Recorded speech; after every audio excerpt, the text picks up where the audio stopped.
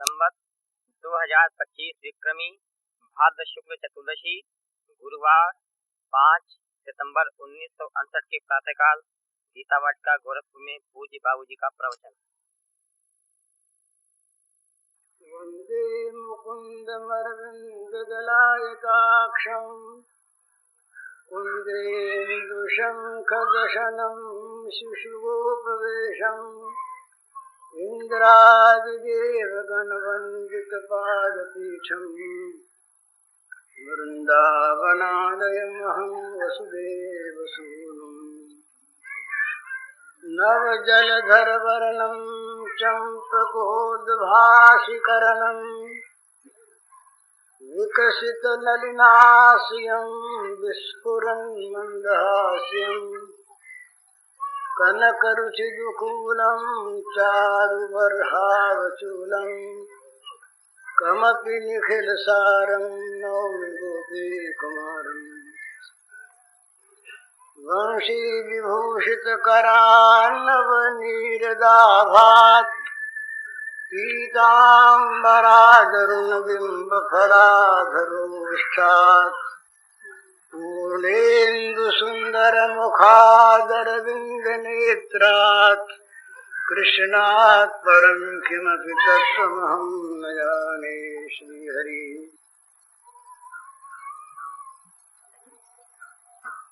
भगवान एक हैं और भगवान को प्राप्त करने के मार्ग अनेक हैं। मार्गों में कभी एकता हो नहीं सकती और भगवान के तत्व स्वरूप में कभी अनेकता हो नहीं सकती। भगवान जहाँ अनेक हो जाते हैं वहाँ कोई से भगवान नहीं रहते, सभी अल्प हो जाते हैं। ये भगवान के लीला रूप अनंत हैं पर वो अनंत होकर अनेक नहीं है, एक ही है और वो अनंत रूपों में सर्वत्र परिपूर्ण है। पर जहाँ वास्तविकता के रूप में अनेक की कल्पना होती है वहाँ पूर्णता कहीं नहीं रहती और जहाँ पूर्णता नहीं वहाँ भगवत्ता नहीं। अतएव भगवान एक है पर भगवान को प्राप्त करने के मार्ग अनेक हैं। जैसे बद्रीनाथ एक है, काशी एक है, पर वहाँ जाने के मार्ग अपनी अपनी दिशा की दृष्टि से और अपने अपने साधनों की दृष्टि से भिन्न भिन्न है। कोई आसाम में रहता है, कोई पंजाब में रहता है, कोई दक्षिण में रहता है, तो सब एक मार्ग से नहीं जा सकते। कोई रेल से जाता, कोई पैदल जाता, कोई हवाई जहाज से, कोई मोटर से। तो मार्ग सबके एक से नहीं, चाल सबकी एक से नहीं, लेकिन प्राप्त करने की वस्तु एक, उसमें कोई भेद नहीं। पर दो चीज देखने की है और ये बहुत सावधानी से देखने की है, मार्ग ठीक है या नहीं। कहीं उल्टे मार्ग पर तो नहीं चल रहे हैं।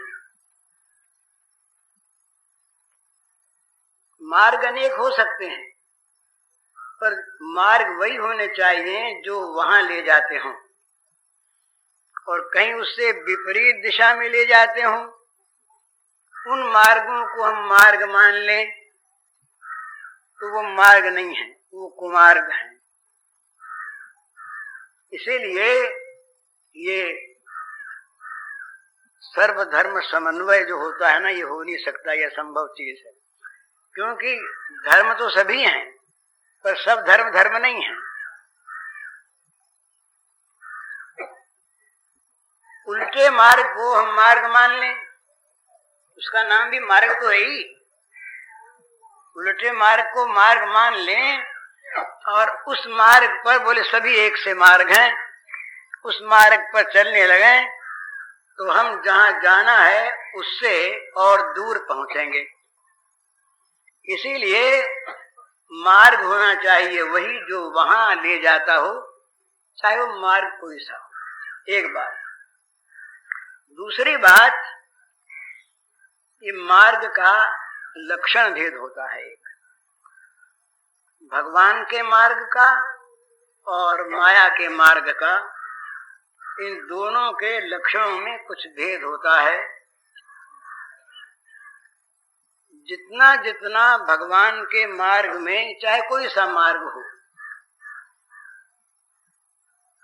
मनुष्य आगे बढ़ता है, उतना उतना उसमें दैवी संपत्ति बढ़ती है, उतना उतना उसमें सात्विक भाव का विशेष उदय होता है, उतना उतना ही उसमें शांति और निर्मल आनंद का उदय होता है। ये समझ लीजिए कि जैसे किसी रास्ते पर जाए, रास्ते में उतरने की जगह खाने पीने का सामान तो मिलना ही चाहिए, ये पाठे है। तो ये कसौटी है कि हम सन्मार्ग पर, ठीक मार्ग पर हैं या नहीं। चाहे उसका नाम भक्ति योग हो, कर्म योग हो, ज्ञान योग हो, अष्टांग योग हो, राजयोग हो, कुछ भी हो, यदि वो भगवान का मार्ग है तो भगवान के मार्ग में दैवी संपत्ति का प्राप्त होना अनिवार्य है। दैवी संपत्ति प्राप्त होगी ही, शांति उत्तरोत्तर अधिक से अधिक मिलेगी ही, सात्विक आनंद आवेगा ही, द्वेष, बैर, कलह, ये इत्यादि का नाश होगा ही। आसुरी संपत्ति का घटना, दैवी संपत्ति का बढ़ना, ये स्वाभाविक इस मार्ग का लक्षण है। तो इस कसौटी पर तो कस्तार है। ये अगर ठीक है तो जिस मार्ग पर जो जा रहा है उसे मार्ग बदलने की आवश्यकता नहीं, पर सावधानी इस बात की रखनी है कि मार्ग ठीक है या नहीं, दैवी संपत्ति प्राप्त होती है या नहीं। और उसके साथ साथ वो स्वाभाविक साथ रहने वाली चीज है, वो है एक, उस अंतर का अभी हमें पता नहीं है। ये भोगानंद और भगवान का आनंद, इसमें एक विशेष अंतर है। भगवान का आनंद प्राप्त होगा तो भोगानंद सारा का सारा अत्यंत फीका, अत्यंत कटु अपने आप लगने लगेगा। उसका मन अपने आप तिरस्कार कर देगा। दैवी संपत्ति बढ़ती है ये केवल कहने से नहीं मालूम होता, दैवी संपत्ति के बढ़ने का ये प्रमाण है कि भगवती आनंद उसको उपलब्ध हो रहा है या नहीं। तो भगवती आनंद जब उदय होने लगेगा तो भोगानंद छिपने लगेगा। तो साधक अपने आप को देखता रहे कि ये चीज ठीक चल रही है या नहीं। दूसरी बात, मेरा अच्छा उसका बुरा, उसका अच्छा मेरा बुरा, ये विचारने की आवश्यकता नहीं है। न तो दूसरे को बुरा माने, न दूसरे को अच्छा माने। बुरा मानने से उससे द्वेष होगा और अपने को अच्छा मानने में अपने में अभिमान पैदा होगा, जो दूसरे में नीचापन पैदा करेगा। तो साधना उसकी रुक जाएगी, वो इस राग द्वेष में पड़ जाएगा। तो साधक को राग द्वेष से बचना बहुत आवश्यक।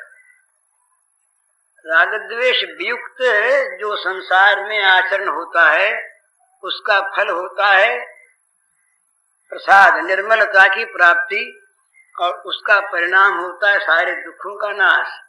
राग द्वेष वियुक्तस्तु विषयान इंद्रियश्चरन् आत्मवश्यैर्विधेय आत्मा प्रसादमधिगच्छति और प्रसादे सर्व दुखानां हानिरस्योपजायते।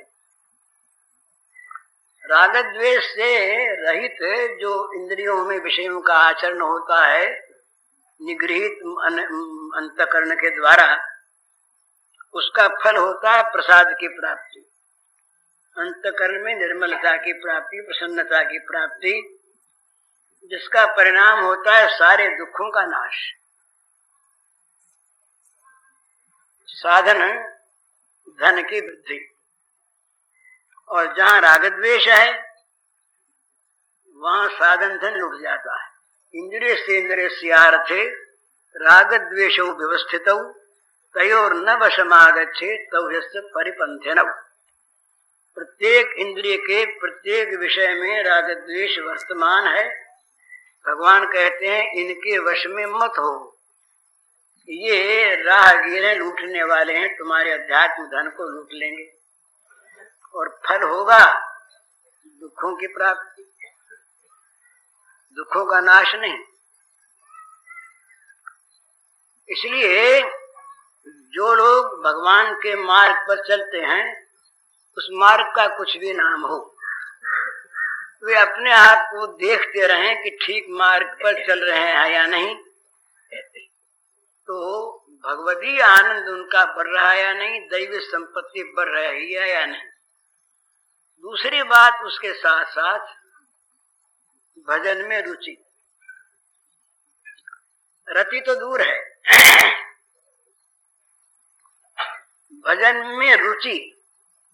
रुचि माने उसमें स्वाद आने लगे, भजन करने में मन चले, मन उबे नहीं, उकताए नहीं, भार न मन को मालूम हो, जबरदस्ती कर रहे हैं ये नहीं,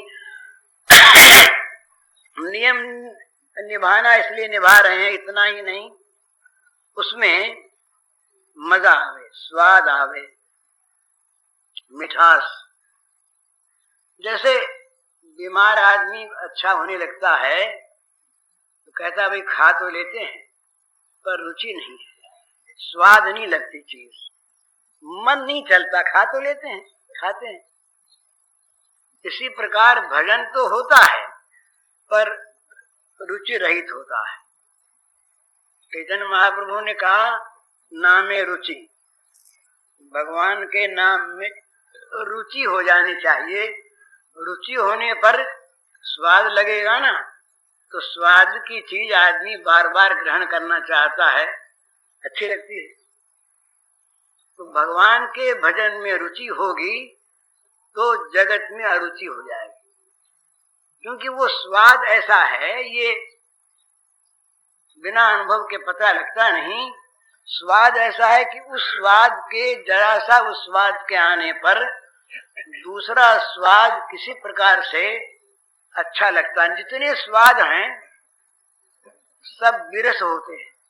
यह बात ध्यान में रखिए आप। जलेबी जलेबी खाते रहिए, पेड़ा ही पेड़ा खाते रहिए, जिसकी जो रुचि है, खट्टा मीठा चटपटा कुछ भी, लगातार उसको नहीं खा सकेंगे आप।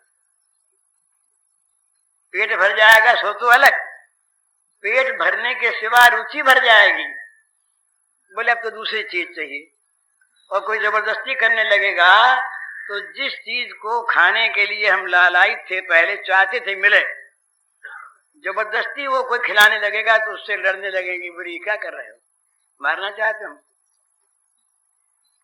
तो जगत की प्रत्येक वस्तु सदा स्थायी रूप से नित्य नया आनंद देने वाली, रस देने वाली नहीं है, क्योंकि वो है अपूर्ण, वो है अनित्य, वो है दुख परिणामी।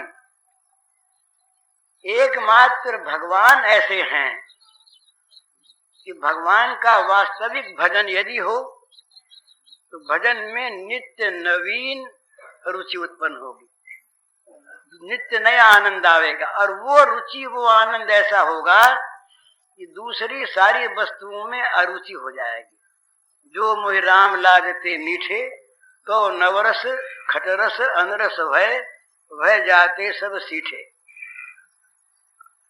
तो वो जब तक उसकी भगवान के भजन के आस्वाद की अनुभूति नहीं होती, भगवान के स्वरूप के सौंदर्य की अनुभूति नहीं होती, भगवान के माधुर्य की झांकी जरा सी नहीं होती, तभी तक ये और विषय अच्छे लगते हैं, इनमें मन जाता है। और जब कभी जरा सी भी उसकी झांकी हो जाती है तो उसके बाद फिर मन नहीं जाता। तो झांकी कैसे हो कि बिना मन ही उसकी तरफ जाना शुरू कर दे। तो जाना शुरू करने पर ये जो अनुभव होता है वो ये होता है कि जो आप हिमालय के मार्ग में आगे बढ़िए ठंडक बढ़ेगी,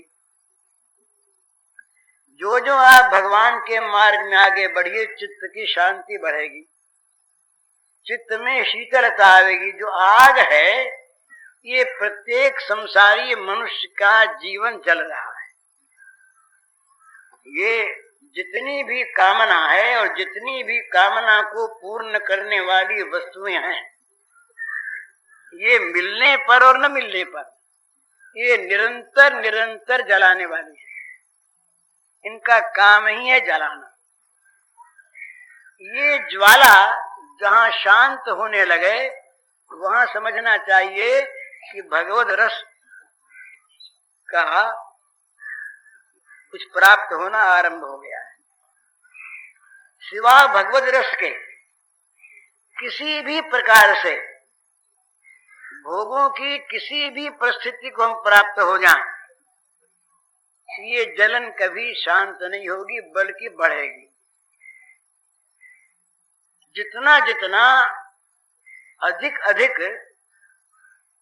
भोगों का सानिध्य प्राप्त होगा उतना उतना ताप अधिक होगा। ये जगत के सुखी लोग दुखियों से ज्यादा दुखी हैं।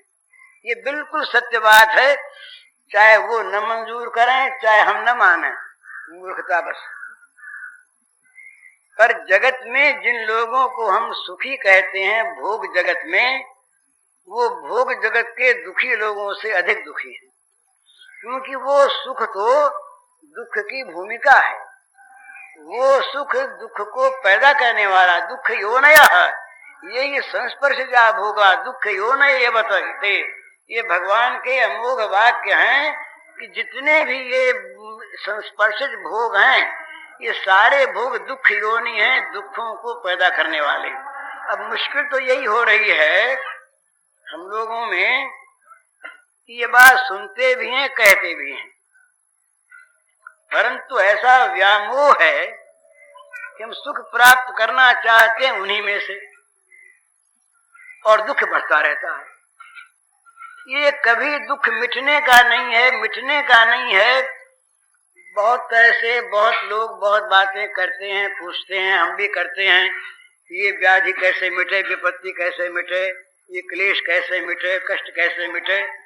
अरे मिट गया एक बार तो उससे ज्यादा नया कष्ट आने के लिए मिटा है वो। क्योंकि ये तो भूमि वही है, यहाँ चीज वही है। यहाँ पर खान जैसे हीरे की खान होती है, ये खान ही दुख की है। दुखालयम, दुख योनय है। तो जो दुखालय है, दुख योनि है, उसमें से सुख आवेगा कहाँ से? सुख की खोज करते रहो, सुख की आशा करते रहो और दुखों को बुलाते रहो। ये परंपरा जब तक भगवत रस नहीं आवेगा तब तक कभी मिटने के नहीं, बंद होने के नहीं। भले अपने को आध्यात्मिक महात्मा कहें, भक्त कहें, कुछ भी कहें, वो द्वंद्व चला करेगा। उस द्वंद्व को लेकर के मानस निरंतर अशांत रहेगा, संतप्त रहेगा। ये कभी ठीक होने का नहीं। तो भगवान के मार्ग में हम चलते हैं या नहीं, इसकी कसौटी यह है कि ये जलन शांत होने लगी या नहीं, भगवान का रस आने लगा या नहीं। भगवान में रुचि दो तरह की होती है, ये हम सब इसका अनुमान कर सकते हैं, जान सकते हैं। मन चाही भोग की वस्तु जब मिलने को होती है तो कितना सुख होता है, और मिल जाती है एक बार, भोगने के बाद तो नहीं, पहले तो कितना कितना चित्त प्रफुल्लित हो जाता है, और चाही हुई वस्तु न मिलने पर कितना दुख होता है। ठीक इसी प्रकार से भजन होने लगने पर, भगवान की स्मृति होने पर वैसा सुख, वैसी प्रफुल्लता, वैसा आह्लाद होना चाहिए, न होने पर वैसा दुख होना चाहिए। हम जानते हैं वो कैसा होता है। तो भजन में रुचि वैसी होनी चाहिए जैसी भोग में रुचि है। वो कोई पूछे कि भाई कैसे रुचि होनी चाहिए, तो सबके अनुभव की बात ही शास्त्रकार कहते हैं, या प्रीतिर अविवेका नाम विषय स्वन पायनी। अविवेकी लोगों की, अज्ञानियों की, विषयी लोगों की जिस प्रकार की प्रीति, रुचि, रति भोगों में है, बस वैसी फिर तुम जानते हो कैसी है। भाई कोई परे की बात हो, दूर की बात हो, नहीं पहचानते। ये तो रोज रोज का हमारे जीवन का अनुभव है। जैसी रुचि हमारी, जैसी रति हमारी मन इच्छित भोग में होती है, बस वैसी भगवान में हो जाए।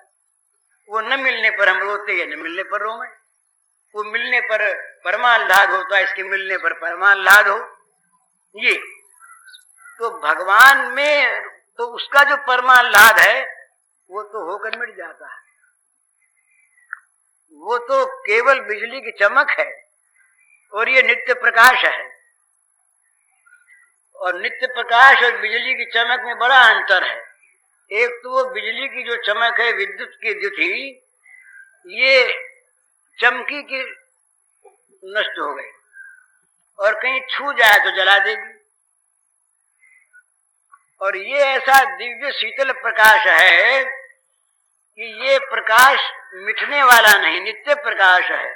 और इसका कहीं स्पर्श हो जाए तो सदा के लिए जलन शांत हो जाए, नहीं जलने की तो कोई बात ही नहीं। नित्य जलने वाली जो आग है, जो अनादि काल से जीव के हृदय में जल रही है, जीव का जीवन जिससे संतप्त है अनादि काल से, वो सदा की भट्टी बुझ जाएगी। फिर उसमें ईंधन नया आवेगा नहीं जलने के लिए। तो ये भगवान का जो रस है, ये रस आने लगता है भगवान की साधना से। तो ये रस जिसमें आने लगे, उस मार्ग का चाहे कोई नाम हो, भगवान का मार्ग है। और ये रस ना आने लगे तो समझना चाहिए कि मार्ग में या मार्ग पर चलने में, या तो हमने जो मार्ग निश्चित किया है उस चुनाव में हमारी कहीं गलती है, हमने कुमार्ग को मार्ग मान लिया, अथवा मार्ग तो माना पर हम चलते नहीं उस पर, चलते हैं दूसरे पर। कहते तो हैं कि ये ठीक है और चलते दूसरे पर हैं। तो दो में से एक बात है, या तो हमारे मार्ग के चुनाव में भ्रम है, और या मार्ग पर हमारा चलना शुरू नहीं हुआ है। मार्ग पर चलेंगे, भगवान के मार्ग पर, तो ये दैवी संपत्ति की, भगवत रस की अनुभूति होगी ही होगी ही, क्योंकि उस मार्ग में यही चीज है। तो इस बात को ठीक ठीक समझ करके साधना में प्रवृत्त होना है। और ये जगत के जो द्वंद्व है ना, ये द्वंद्व कभी किसी के मिटे नहीं, मिट सकते नहीं। जगत द्वंद्वात्मक है। जन्म प्रजनी सायं प्रातः शिशिर बसंत पुनरायात, ये एक के बाद दूसरा आता ही है। ये यहाँ का स्वभाव है।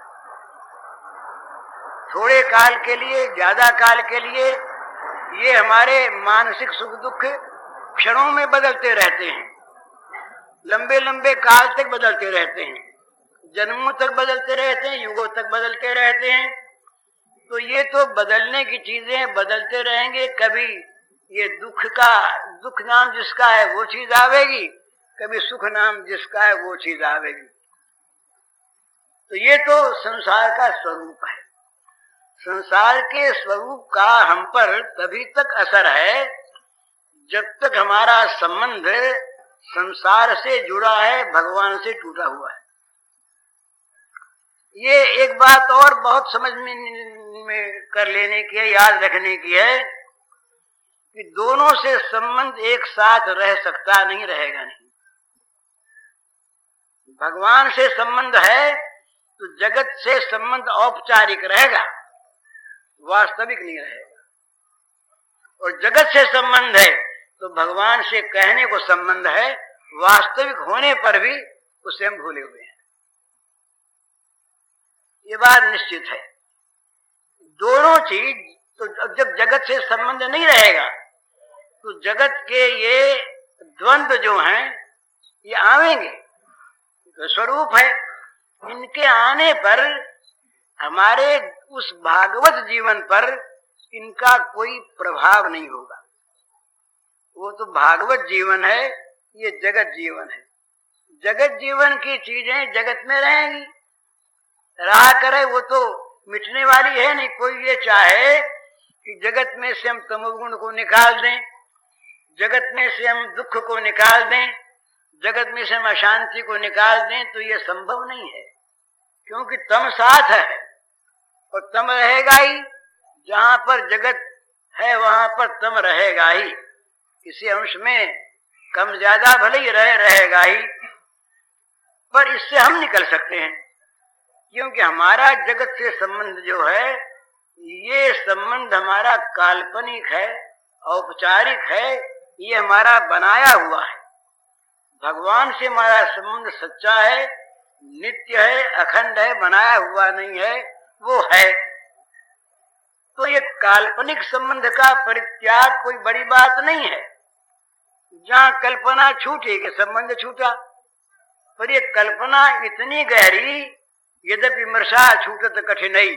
तुलसीदास जी महाराज कहते हैं यद्यपि मृषा है तो मिथ्या, पर छूटने में बड़ी कठिनाई है। इतनी वो बद्ध मूल हमारी भ्रांति बद्ध मूल हो गई है।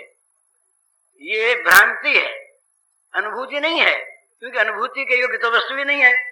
अनुभूति वस्तु की होती है, अवस्तु की तो भ्रांति होती है। ये चीज यहाँ पर है तो इसकी अनुभूति होगी, और बिना हुए हमने कल्पना कर ली तो ये भ्रांति अनुभूति थोड़ी है।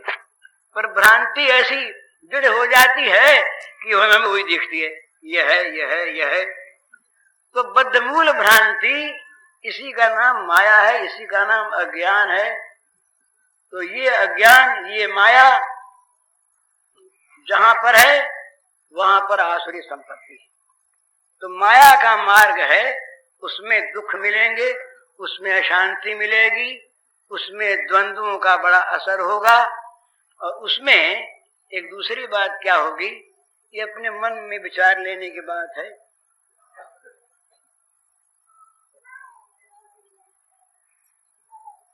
इच्छित वस्तु की प्राप्ति के लिए अवैध आचरण करने की इच्छा पैदा हो जाएगी। उसमें तो वस्तु की प्राप्ति दूसरी है ही नहीं। भगवान के मार्ग में तो दूसरी वस्तु की प्राप्ति है नहीं, कोई वस्तु ही नहीं है, इसलिए वहां तो अवैध वैध इच्छा का ही सवाल नहीं है। पर जहां भोग प्राप्ति है, जहां भोग जगत हमारा लक्ष्य है, वहां हम वैध की इच्छा करते हुए भी वो भोग से अभिभूत हमारी जो बुद्धि जब होती है तो वो बुद्धि विवेक छोड़ देती है। और विवेक छोड़ी हुई बुद्धि जो है वो फिर केवल ये देखती है कि ये भाई ये किताब है तो दूसरे की, पर है बड़ी बढ़िया, कोई दिखता तो है नहीं, चलो ले चलो। अब उस वस्तु को प्राप्त करने की इच्छा बलवती होने पर ये नियम है, कामना विवेक को ढकती है, विवेक को आवृत कर लेती है। अज्ञानेनावृतम ज्ञानम तेन मुह्यन्ति जन्तवः। ये प्राणी ये मूर्ख क्यों होता है? ये बुरा काम क्यों करता है? इसलिए करता है कि बुद्धि मारी जाती, विमूढ़ हो जाता है। तो विमूढ़ क्यों हो जाता है? अज्ञान है नावृतम ज्ञानम तेन मुह्यन्ति जन्तवः। उस अज्ञान से ज्ञान ढक जाता है, तब उसके द्वारा ये विमोहित होता है।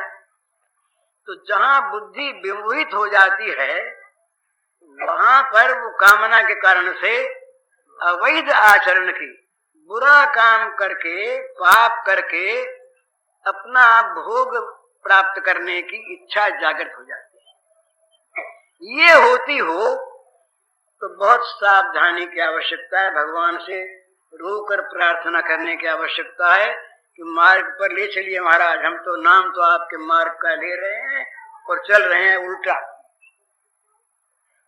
ये मनुष्य को रोना किस बात पर है? मनुष्य को रोना है अपने जीवन के पतन पर। मनुष्य के पास ऊंची चीज क्या, धन क्या है? उसका जो ऊंचा चरित्र है, उसका जो दैवी जीवन है, यही उसका वास्तविक जीवन है, यही उसका धन है, यही उसकी संपत्ति है। ये इससे जब पतन होने लगता है तो मनुष्य चाहे लौकिक रूप से सम्राट हो कहीं का, बड़े ऊंचे से ऊंचा देवता हो, ऊंचे से ऊंचा शासक हो, ऊंचे से ऊंचा महात्मा चाहे माना जाता हो, कुछ भी हो, परंतु वो नीचे गिर रहा है, वो गिरेगा, उसका पतन होगा, उसको दुख होगा।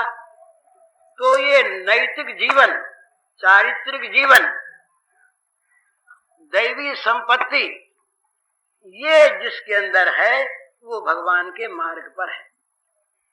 तो इस बात को निरंतर देखते रहना है कि अवैध आचरण की जहां इच्छा मन में पैदा होती है वहां अपने आप पर शंका कर लेनी चाहिए और उसके लिए पश्चाताप करके रोकर सच्चे मन से भगवान से प्रार्थना करनी चाहिए। वो सर्वशक्तिमान भगवान, दयामय भगवान, हमको बचाकर, इस अधपात से हमको बचाकर, इस विपरीत मार्ग से हमको लौटाकर अपने मार्ग पर ले आओ। भगवान में बड़ा बल है, भगवान की वो अहेतु की दया है, भगवान की कृपा है। भगवान चाहें कृपा कर तो क्या भगवान चाहते नहीं हैं?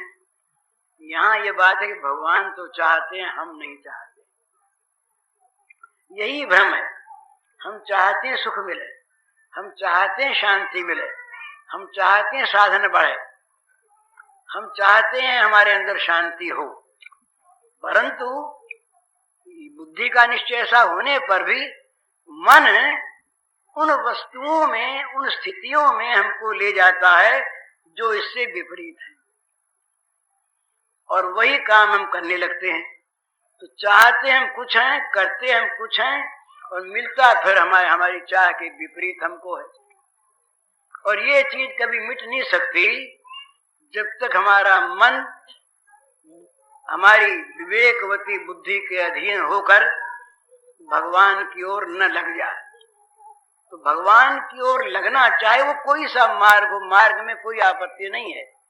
जो मार्ग दैवी संपत्ति युक्त है वो मार्ग भगवत मार्ग है, जो मार्ग आसुरी संपत्ति युक्त है वो माया का मार्ग है, वो भगवान का मार्ग नहीं। तो भगवान के मार्ग में लगने वाले के लिए ये बात है। अब भगवान के मार्ग में लगने वाला क्या करे कि वो निरंतर एक बात तो ये करे, बड़ी सुंदर बात है, भगवान को नित्य निरंतर अपने साथ रहने वाला मान ले।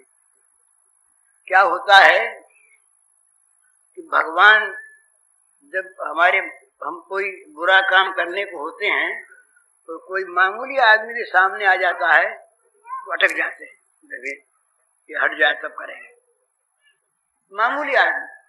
और कहीं कोई अच्छा आदमी, संभ्रांत आदमी, विद्वान आदमी या कोई अधिकारी पुरुष, सरकारी आदमी आ जाए तब तो हम बहुत सावधान हो जाते हैं, उसके सामने अच्छा बनना चाहते हैं, बात नहीं करते। तो भगवान जब हम समझेंगे कि हमारी प्रत्येक क्रिया को, मानस क्रिया को हमारे मन के बहुत गहरे से गहरे, गुप्त से गुप्त स्तर में उठने वाले संकल्प को भगवान देखते हैं। तो भगवान देखते हैं तो हम बुरा काम कर नहीं सकेंगे। तो ये एक तरीका है बचने का। वो एक कहानी आती है कि एक गुरु जी के पास दो बोधार्थी लोग गए कि हमको भगवान का ज्ञान दे दीजिए। उन्होंने दो नकली चिड़िया बनाकर दोनों को दे दी और कहा, दिखे असली सी, कहा कि एक काम करो, तुम दोनों जाओ अलग और एकांत में चले जाओ, जहां कोई न देखता हो वहां इसको मार के ले आओ। तो जो इस काम में सफल होगा उसको हम, जो सफल होगा उसको हम ज्ञान दे देंगे। दोनों चले गए। एक गया जहां देखा हाँ तो कोई आदमी नहीं है, कोई देखने वाला नहीं, बस उसकी उस गर्दन मरोड़ दी, मर गई, ले आया। वो घंटे आध घंटे में लौट आया। दूसरा जो है वो दिन भर नहीं आया, रात को नहीं आया, दूसरे दिन सवेरे लौटा और लौटा तो जो का तो लेके आ गया। तो पहले आने वाले ने पूछा कि क्या कर रहे थे अब तक? बोले क्या करें, कोई स्थान मिला है। बोले बड़े मूर्ख हो, अरे हम तो आधे घंटे में ही आ गए और तुमको 24 घंटे तो बीत गए, अब तक कोई स्थान ही नहीं मिला। गुरुजी ने बताया। मुझे पूछा भाई क्या बात है, ये तो देखो कितना बुद्धिमान आदमी है। वो बोलो भाई तुमने क्या किया? बोले महाराज क्या किया, आपने कहा था कोई न देखे, वहां मार के लिया तो हम तो गए, देखा कोई नहीं दिखता है, मार के लिया। हमको इसकी तरह से मूर्ख थोड़ी थे कि पड़े रहते वहां पर। हाँ बोले भाई बुद्धिमान तो जरूर। अच्छा बोले तुम ऐसी कैसे आ गई, तो देखो ना कितना बुद्धिमानी की बात करता है अपने आप। बोले महाराज मैं पहले तो गया, जाते जाते जाते ऐसी जगह पहुंचा जहां आदमी नहीं थे। तो वहां मन में आया कि अब तो कोई देखता नहीं। इतने में देखा कि चिड़िया बैठी थी, उधर से एक कुत्ता निकल आया, उधर से हरिन आ गया। अब यूं देखूं तो चारों तरफ मुझे जीव जंतु दिखाई देने लगे। अरे मक्खी उड़ रही हैं, तो अब मैं उनके देखते कैसे मारता? आपने कहा था कोई न देखे। तब बोले और मैं बहुत निर्जन में गया और निर्जन में गया जहां ये नहीं दिखाई दिए। तो देखा अब मारे, देखा ऊपर को तो सूरज भगवान चमक रहे थे, तो सूरज देख रहा है। तो सूरज जब देख रहा है तो कैसे मारता मैं? आपने कहा कोई ना देखे तब मारना। तो मैं प्रतीक्षा करता रहा कि भाई सूरज छिप है तब मारेंगे। तो प्रदेश मेरी समझ में निर्जन था, निर्जीव था, कोई जीव नहीं दिखाई दिया मुझको। तो रात पड़ी तो सोचा अब मार देंगे। इतने में तो तारे दिखने लगे बहुत से, एक नहीं हजारों हजारों तारे। अब मैं रात भर देखता रहा कि इतने में चांद दिया है। तो रात भर देखता रहा कि तारे और चांद कहीं छिपे हैं तो मैं मारूं। ये तो छिपे ही नहीं। रात बीती, इतने में सूरज का उजाला होने लगा। तो महाराज कोई जगह मुझे ऐसी मिली नहीं कि जहां कोई न देखता हो तो मैं कैसे मारता। तो उससे पहले वाले से पूछा भाई ये कहता है सो बात कैसी है? बोले महाराज बात तो ठीक है, तो तुम कैसे मार के ले आए? बोले हमने तो ये समझा कि जहां कोई आदमी न देखता वो मार दे। तो यदि कोई आदमी ये बात मन में धारण कर ले कि हमारी प्रत्येक क्रिया को भगवान देखते हैं, और धारण न कर ले भगवान देखते ही ये केवल कल्पना नहीं है, और कोई देखे न देखे, हम चाहे न देख सकें कभी, हमें चाहे अपने मन की किसी छिपी चीज का पता चाहे न लगे, हमें चाहे उसके दर्शन न हो, पर वो छिपी से छिपी जगह जो छिपे रहते हैं निरंतर, जो गूढ़ हैं अत्यंत, उन भगवान के सामने कोई हमारे मन का संकल्प, सूक्ष्म से सूक्ष्म संकल्प छिपा रह सके, ये संभव नहीं है। तो ये बड़ा सुंदर तरीका है बचने का बुराई से, कि भगवान निरंतर देख रहे हैं उसमें एक लाभ और होगा। भगवान निरंतर साथ हैं, ये जहाँ बात मन में आई वहाँ एक तो मिथ्या भय भाग जाएंगे।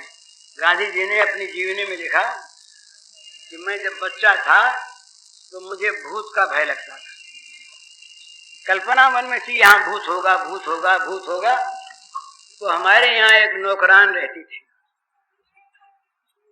तो बूढ़ी थी, वो मुझको डरता देख करके उसने कहा कि देख बच्चा, तुम्हें भूत भगाने का उपाय बताती हूँ।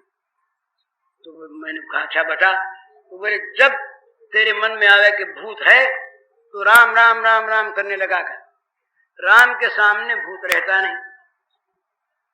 तो गांधी जी लिखते हैं कि राम तो सब जगह है, पर उस समय तो यही बात थी कि जैसे भूत मेरे मन की कल्पना डर पैदा करने के लिए, ऐसे राम मेरे मन की कल्पना डर भगाने के लिए। तो मैं राम राम करने लगा तो भूत भाग गया। तो जहां हम वास्तव में हम देखने लगेंगे कि भगवान हमारे साथ हैं तो जितने भी जगत के मिथ्या भय हैं ये भाग जाएंगे। और एक बड़ी मजे की बात क्या होगी, भगवान का सानिध्य जो है ना, भगवान का साथ रहना। और चीजें तो आती है कल्पना से, भगवान तो है। भगवान जहां पर है वहां भागवती शक्ति है, जहां भगवान है देव है वहां दैवी प्रतिभा है। अरे गुलाब का बगीचा है तो सुगंध आवेगी, तो भगवान जहां रहेंगे वहां दैवी संपत्ति के गुण हमारे हृदय में अपने आप पैदा होंगे। जहां जगत रहेगा, भगवान से विरोधी भोग रहेंगे, वहां मन में पाप वृत्ति पैदा होगी। और जहां भगवान मन में हमारे बसे हुए हैं, ये बात हम देखेंगे तो हमारे मन में शुभ वृत्ति, पवित्र वृत्ति, दैवी संपत्ति की वृत्ति पैदा होगी। करके देख लीजिए, ये 2-2-4 वाली पक्की से पक्की बात है, ये कल्पना नहीं है, ये तो करके देख लेने की बात है। चौथी बात, भगवान साथ। मौत आवे तो भगवान साथ, रोग आवे तो भगवान साथ। भगवान जब साथ हैं तो कहीं पतन का, गिरने का, मृत्यु का, नरक का डर ही नहीं। भगवान साथ हैं। भगवान का स्मरण हो जाए तो कहते हैं अंतकाल में स्मरण होने वाले को भगवान की प्राप्ति होती है। भगवान ने अपने मुंह से कहा कि अंतकाल में जो मेरा स्मरण करके शरीर छोड़ता है वो मुझको प्राप्त होता है। सीधे शब्दों में कहा, ये प्रयाति समद्भावम याति नास्ति संशय, कोई संदेह नहीं इसमें, वो मुझको ही प्राप्त होता है। पर जहां ये दिखेगा कि भगवान तो हमारे साथ ही हैं, तब हमें क्या प्राप्त होगा, भगवान प्राप्त होंगे। तो बड़ी सुंदर बात, बड़ा सुंदर तरीका, भगवान को निरंतर अपने साथ देखें। तो पहले तो ये साथ दिखेंगे अंदर, और जब हमारी आंखों में आके ये बैठ जाएंगे, हमारे नेत्रों में भगवान दिव्यता ला देंगे, तो फिर सर्वत्र बाहर भीतर हर जगह हर समय हमें अपने इष्ट देव भगवान दिखाई देने लगेंगे, क्योंकि वो सब जगह हैं। तो ये साधक के लिए साधना की बात। और फिर भगवान को देखते कभी जी नहीं भरेगा। वो अंत में वो एक दो शब्दों में एक पद वाली बात कह दें, ये जगत की जितनी चीजें हैं ना, ये भी मैंने कहा, ये सब एक सी नहीं रहती, नष्ट होती। भगवान भी एक से नहीं रहते, पर भगवान नित्य नवीन रूप से बढ़ते रहते हैं। ये जैसे शुक्ल पक्ष होता है, तो शुक्ल पक्ष की प्रतिपदा से लेकर के पूर्णिमा तक चंद्रमा की कला बढ़ती है।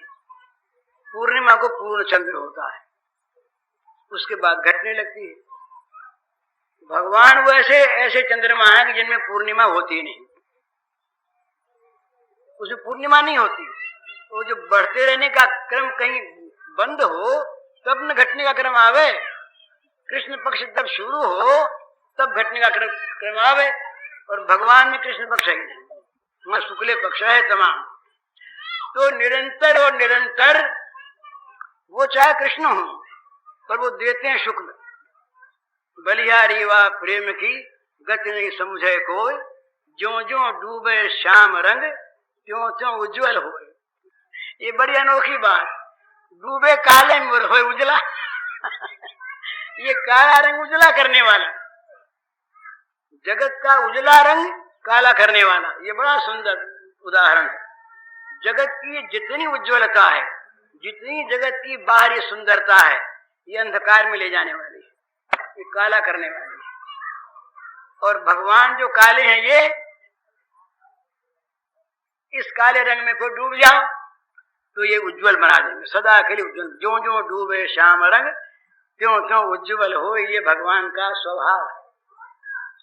तो भगवान की स्मृति, भगवान का मंगलमय नाम, भगवान का स्मरण, ये जहां होगा तो अपने आप उज्ज्वलता आवेगी।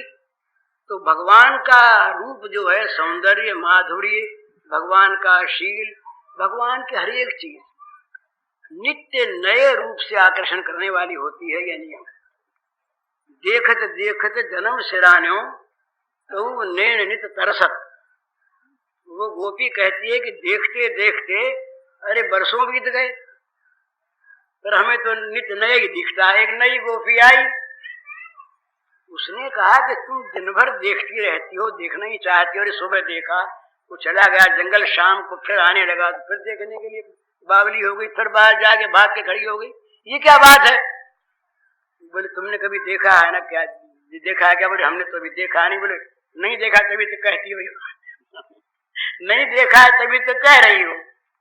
हमें तो अपने अनुभव की बात मालूम है सखी, ये अनुभव की बात। सबका नाम गिना गई सब कुछ। वहां तो प्रतिक्षण वर्धमानम, वहां नित्य नयापन आता रहता है, नित्य नया सौंदर्य, नित्य नया माधुर्य, नित्य नई चीज सब बढ़ती रहती है। तो नित्य नया दर्शन का चाव बढ़ता है, नित्य नई दर्शन की रुचि बढ़ती है, नित्य नया दर्शन का काम बढ़ता है, नित्य नया दर्शन का प्रयत्न होता है, नित्य नई दर्शन की मन में व्यग्रता, व्यस्तता, आतुरता, आर्तता आती है और नित्य नवीन दर्शन होते हैं। तो बोले हम तो बस उसी दर्शन में लगी रहती हैं, हमें तो बस दूसरी कोई बात नहीं। और तुम भी कभी देख लोगी, वो उसमें जादू है। बोले जादू है उसमें, तो झांकी में जादू है।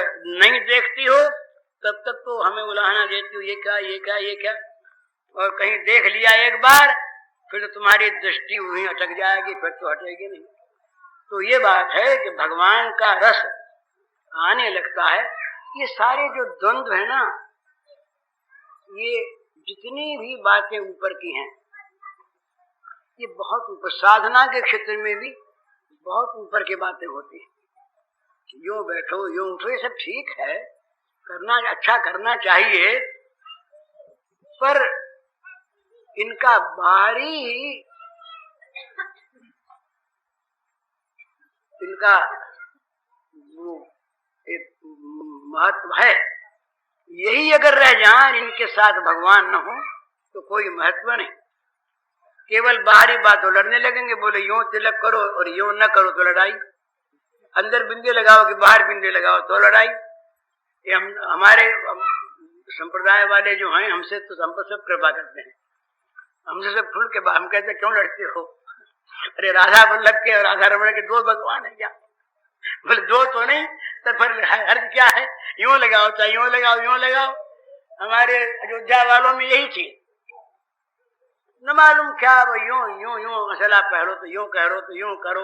ये सब ठीक है, करना चाहिए, अपने अपना अपनी पोशाक रखे, इसमें कोई आंट नहीं, कोई आपत्ति नहीं, और पर इसका विरोध भी नहीं, खंडन भी नहीं। अच्छा है, पोशाक भी चाहिए, वर्दी चाहिए, ठीक है, यूनिफॉर्म होना चाहिए, ये बात ठीक है। परंतु उसी को लेके बैठ जाए, ऊपर की बात हमको पहले अब तो नहीं कहते, पहले कुछ वृंदावन के महात्माओं ने भी, कुछ आचार्यों ने भी, कुछ ब्रज के अवध के महात्माओं ने भी, एक आधे शैव महात्मा ने भी, एक शाक्त ने भी ये कहा कि तुम दीक्षित हो जाओ। हमने कहा भाई हम तो दीक्षित हैं, अब नई दीक्षा कैसे लें? बोले किसके दीक्षित हो? तो हमने कहा वो नाम तो जानते नहीं उसका, वो सब कुछ है उसके दीक्षित है। तो बड़े प्रसन्न हुए। पहले गोकुलनाथ जी से बात हुई बल्लभ संप्रदाय की, इतने प्रसन्न हुए। वो अनंताचार्य जी रामानुज संप्रदाय के थे। बंबई की बात मैं कहता हूँ, इन्होंने स्वयं तो नहीं, दूसरों के मार्फत कुछ थोड़ा सा कहलवाया। जब हमसे बात हुई तो समान प्रेम, अनंताचार्य जी वो रामानुज संप्रदाय के वही प्रेम करते, शंकराचार्य के अनुयायी अभी वही प्रेम करते हैं, सब लोग प्रेम करते हैं। और कोई नहीं कहते कि तुम कहीं पर दीक्षा ले लो, और बल्कि ये कहते हैं कि ये कहा हमसे कि आपको दीक्षा की आवश्यकता नहीं है। तो दीक्षा की आवश्यकता है, दीक्षित तो होना चाहिए, पर दीक्षित होना चाहिए मंत्र में। मंत्र क्या है? मंत्र का अर्थ है अपने प्राणनाथ से जो छिपा हुआ प्रेम है, उसका नाम मंत्र है। वो मंत्र उसका नाम है। तो उस मंत्र में दीक्षित हो जाए, न दूसरे को पता न तीसरे को पता, बस उसमें दीक्षित रहे, भगवान के प्रेम पाश में बंध जाए, उनको बांध ले, भगवान का हो जाए, उनको अपना बना ले, ये सर्वोत्तम दीक्षा। और कहीं वो दीक्षा हो इसके दीक्षित तो उसके दीक्षित, वो दूसरा तो ये दूसरा, कहीं मौका पड़े तो आपस में द्वंद्व भी चले तो भगवान तो भूल जाएंगे, भगवान भूल जाएंगे। एक ने हमारे पास 3-4 साल पहले एक पत्र आया, उसमें लिखा कि कृष्ण नाम नहीं लेना चाहिए, क्योंकि ये राम नाम जो है ये तो असली चीज है, और कृष्ण नाम जो लेते हैं राम नाम का विरोध करते हैं। अभी हाल में एक सज्जन पूछ रहे कुछ ही दिनों पहले कि हरे राम राम राम हरे हरे, हरे कृष्ण कृष्ण कृष्ण हरे हरे, इसमें तो राम का नाम आता है, और हम लोग तो कृष्ण के उपासक, तो राम का नाम कैसे लें? हमने कहा भाई कोई कृष्ण से पूछे कि तुम्हारा नाम राम है कि नहीं, और राम से पूछे कि तुम्हारा नाम कृष्ण है कि नहीं, तब तो पता लगे कि दो हैं कि एक है। राम कहेंगे कि हमारा नाम कृष्ण है, भाई कृष्ण कृष्ण कहेंगे, राम तो हम ही हैं। हमें तुलसीदास जी वाली बात अच्छी लगती है, वहां तक तो आपत्ति नहीं, यद्यपि उसमें भी थोड़ी सी बात है। पहचान गए एक, पहचान गए, कहा कहूं छवि आज की भले मने हो नाथ, तुलसी मस्तक तब नवे धनुष बाण ले हाथ, हो तो तुम वही, दूसरे तो हो नहीं। पर हमें तुमने कह रखा है कि धनुष बाण वाले को हाथ जोड़ा करो, तो ले लो ना, धनुष बाण क्या लगता है, हो तो तुम ही, दूसरे तो हो नहीं, तो धनुष बाण ले लिया उन्होंने, दूसरे थोड़ी थे, एक तो थे, एक है। तो इस प्रकार इसमें क्या होता है, कहीं पर द्वेष नहीं, शैव हो, शाक्त हो, गाणपत्य हो, सौर हो, वैष्णवों में कोई हो, सभी हमारे भगवान को पूजते हैं। हमारे भगवान के सिवा दूसरा कोई भगवान है नहीं जिसको पूजे। हम क्यों माने कि दूसरे को पूजते हैं? हमारे भगवान का एक ने नाम रखा गणपति, हमारे भगवान का एक ने नाम रखा सूर्य, हमारे भगवान का एक ने नाम रखा शिव, हमारे भगवान का एक ने नाम रखा विष्णु, एक ने रखा राम, एक ने रखा नृसिंह, कुछ भी रखे है हमारे भगवान, दूसरा कोई है नहीं। तो हमारे भगवान देखो ना कितनी लीलामय है, जो जैसे चाहता है उसको उसके सामने वही नाम मान लेते हैं, वही वही रूप मान लेते हैं, और कहते हैं पूजो हमको, तो पूजवाते वही हैं, दूसरा कोई है नहीं, एक ही। तो ये अनन्यता है। अनन्यता का अर्थ भगवान को अल्प स्थान में लाने वाला नहीं, और अनन्यता का अर्थ भगवान को अनेक बनाने वाला नहीं। ये बहुत समझने का दार्शनिक विषय है। यदि राम कृष्ण विष्णु शिव शक्ति, ये दूसरों के भी, अल्लाह खुदा भी, कुछ नहीं, जो सर्वशक्तिमान है, इन सबको अगर अलग अलग भगवान माना तो भगवान थोड़े से क्षेत्र में सीमित हो गए ना। उनको उस रूप में पूजने वाले के तो वो भगवान, और नहीं पूजने वालों के वो भगवान नहीं। तो अल्प में जो थोड़ी सीमा में जो भगवान आ गए वो असीम नहीं रहे, वो सर्व नहीं रहे, सर्वशक्तिमान नहीं रहे, तो हमने भगवान को छोटा कर दिया। तो इनमें से फिर कोई सा भगवान नहीं रहा। इतने भगवान हो गए तो कोई सा भगवान नहीं रहा। तो ये क्या सीधी सी बात है कि है एक ही भगवान, एक भगवान अनेक रूपों में पूजित होता है। एकम सद्विप्रा बहुधा वदन्ति, ये मानने में कोई आपत्ति नहीं, और ये है ठीक, हम इसको ठीक मानते। वेदांती लोग कहते हैं ठीक नहीं, हम तो कहते हैं भगवान के सभी रूप नित्य हैं, लीला भगवान की हम अनित्य नहीं मानते, भगवान की लीला हम माइक नहीं मानते, भगवान के शरीर को हम माइक नहीं मानते, माइक नहीं है, नित्य सच्चिदानंदमय है, पर नित्य होने पर भी एक है, एक के ही अनेक लीला स्वरूप हैं, नित्य पर तत्व स्वरूप एक है। तो एक ही भगवान अनेक रूप से पूजित होते हैं, इसलिए न तुम एक को छोड़ें और न अनेक का विरोध करें। कोई हम राम को पूजते हैं और राम के पूजने में ये लाभ है। तुलसीदास जी महाराज से किसी ने कहा कि भाई तुम श्री कृष्ण, तुम राम को पूजते हो? बोले हाँ राम को पूजते हैं। बोले राम तो 12 कला हैं और श्री कृष्ण 16 कला हैं। बोले ये बात तो तुमने बड़ी नई बताई, अब तो और आग्रह से और भी श्रद्धा से पूजेंगे। बोले ये कैसे? अरे बोले अब तक तो हम भगवान राम को दशरथ पुत्र मानते थे, तुमने तो 12 कला बता दिया, अब 16 वाले की तो बात जाएगी, उसके बाद सुनते नहीं। अब अभी तक तो हम राम को दशरथ पुत्र मान के भजते थे, तुमने तो 12 कला वाला भगवान बता दिया, अब तो और भी पूजनीय हो गए, 16 कला वाले की बात तुम अपनी सोचो। तो इसी प्रकार श्री कृष्ण से कोई कहे कि देखो राम मर्यादा पुरुषोत्तम, तुम श्री कृष्ण को भेजते हो तो नचनिया कहीं के, यहाँ नाचे वहां नाचे फुदकते फिरे और उन पर ये दोष वो निर्दोष, उनको भजो। तो वो कहते हैं क्या करें, हमारा तो मन इन्हीं ने हर लिया। हुलिया बताते हैं महाराज, वंशी विभूषित करा नवनीर दाभात पीताम्बरा झुंडिम फलाधरुष्टा पूर्णिन सुंदर मुखाद अरविंद नेत्रात कृष्णात परम किमपि तत्व अहम न जाने। होंगे अपने कुछ का विरोध नहीं, पर हमारे तो यही हैं। तो इसी प्रकार अपने वाले को छोड़े नहीं, दूसरे वाले का खंडन करे नहीं, क्योंकि दूसरे वाले भी अपने ही हैं और अपने वाले सब दूसरे हैं। इस प्रकार से तो कहीं पर साधना में ये साधना और चीज होती है, खंडन मंडन और चीज होता है। विवाद से साधक को मतलब नहीं, वो तो अपने रास्ते जाता है। अरे दूसरों के पति बड़े अच्छे हुआ करे, बड़े अच्छे, उस पतिव्रता को तो अपना पति अच्छा है। स्वधर्मे निधनम श्रेय पर धर्मो भयावह।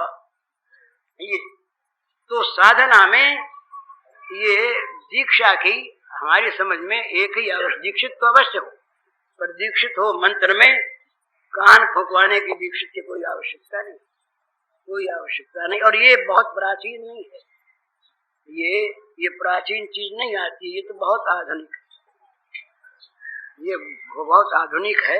वो जो वैदिक दीक्षा होती थी वो दूसरी चीज थी। तो ये इसलिए किसी का विरोध नहीं। दूसरी बात यह है कि जो जिस मार्ग में जाते हैं किसी पर संदेह न करें, किसी को बुरा न बताए, उसके लिए वो मार्ग वहां ले जाने वाला हो सकता है। इतनी बात जरूर सोच रही जो पहले कहीं असत मार्ग को सन्मार्ग न मान ले, उल्टे मार्ग को कहीं भगवान का मार्ग न मान ले। जिस मार्ग में असंयम है, जिस मार्ग में आसुरी संपत्ति है, जिस मार्ग में भोग की प्रधानता है, जो मार्ग ये दैवी संपत्ति से गिराकर आसुरी संपत्ति को बढ़ाता है, उस मार्ग का नाम चाहे ऊंचे से ऊंचा मार्ग हो, चाहे प्रेम मार्ग हो, चाहे ज्ञान मार्ग हो, कैसा भी हो, उससे सावधान हो जाना, क्योंकि वहां वहम की चीज है। क्योंकि उस मार्ग में ये चीज रहती नहीं, अगर रहती है तो नाम में गड़बड़ी है, वो चीज असली है नहीं। और अगर नाम में गड़बड़ी नहीं है तो हमने उस मार्ग पर अभी चलना शुरू किया नहीं, दूसरे मार्ग पर जा रहे हैं, नाम वो ले रहे हैं। इसलिए बड़ी सीधी सीधी बातें साधकों के जानने की और करने की हैं। इन सब बातों को समझकर अपनी साधना में लगा रहे, दूसरे का खंडन करे नहीं, अपने को छोड़े नहीं, विवाद करे नहीं। हैं पद तो हो गया, बस पद का इतना ही। और अब देर बहुत हो गई, आज देखो बहुत लोग जाने वाले, कल तो हमारा दिमाग खराब हो गया और कल शाम तक वैसे रात को भी गड़बड़ी रही। आज हमको एक तो शायद पर रोने जाना पड़े, वो एक लड़की बीमार है, भगवान दास की बहन, और फिर कई लोगों को जो रोक रखा है जाने से, वो बेचारे रोज आज जाए, उनसे बात होगी नहीं तो उनसे बात भी करनी हो सकेगी नहीं, ये तो भगवान जाने। तो आज मैं नीचे नहीं आ रहा था, तो कोई गया, किसी ने कहा कि चलो, तो मैंने चलो।